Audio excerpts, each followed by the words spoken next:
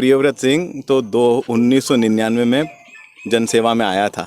1999 से लेकर आज तक नहीं रुका है काम। ये सुबह का मिलना, ये लोगों का काम करना, लोगों की लड़ाई लड़ना, ये 1999 से प्रारंभ हुआ था। 1999 से आज 2023 है।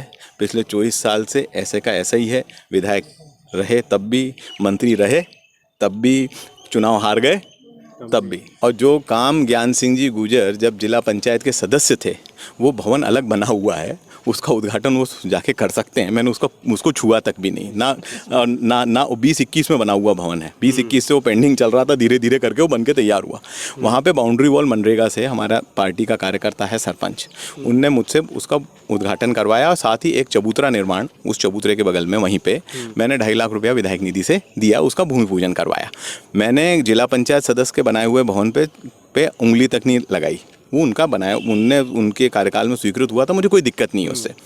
पर सबसे बड़ी बात यह है कि मध्य प्रदेश के राजपत्र में विधायक को अधिकार है भूमि पूजन करने का और उद्घाटन के समारोह में शामिल होने का।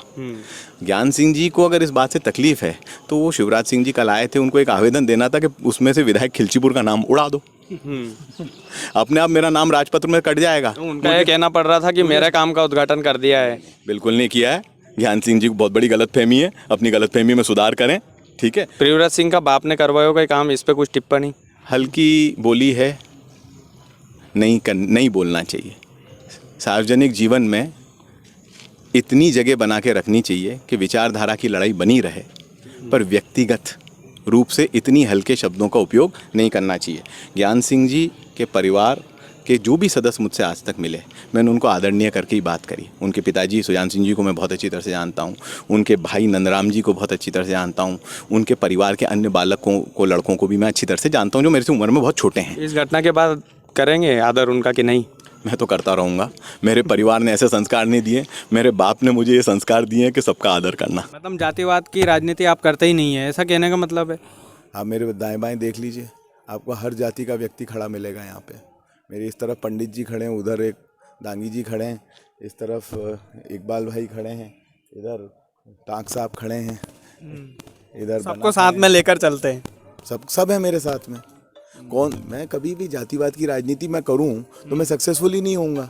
नहीं, मैं लोकप्रियता तो इन लोगों की वजह से, ये जब तक ये सुनते रहेंगे मैं लोकप्रिय रहूंगा, ठीक है ना। मैं लोकप्रिय व्यक्ति ना प्रेस से होता है, ना फेसबुक से होता है, ना सोशल मीडिया से होता है। आदमी वो एक संचार का माध्यम है, अपनी बात रखने का माध्यम है, और अपनी बात ज़्यादातर लोगों तक पहुँचे इसका माध्यम है। लोकप्रिय आदमी होता है इनके विश्वास से। मैं राजगढ़ जिले में घूमता हूँ तो बड़ी लोकप्रियता है आपकी, बड़े लोकप्रिय विधायक हैं आप। इतने ही लोकप्रिय हैं तो सांसद का चुनाव क्यों नहीं लड़ते हो? मैंने ये कभी नहीं कहा कि सांसद का चुनाव नहीं लड़ूंगा। जब मौका आएगा, ऐसी कोई परिस्थिति निर्मित होगी। अभी मैं विधायक का दायित्व अच्छी तरह से निर्वाह कर सकूं, इसलिए मैंने पार्टी का भी कोई और दायित्व नहीं लिया।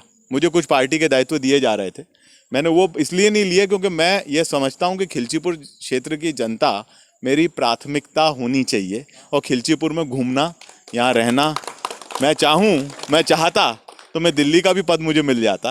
मैं ये चाहता तो एक मिनट रुक जाओ यार।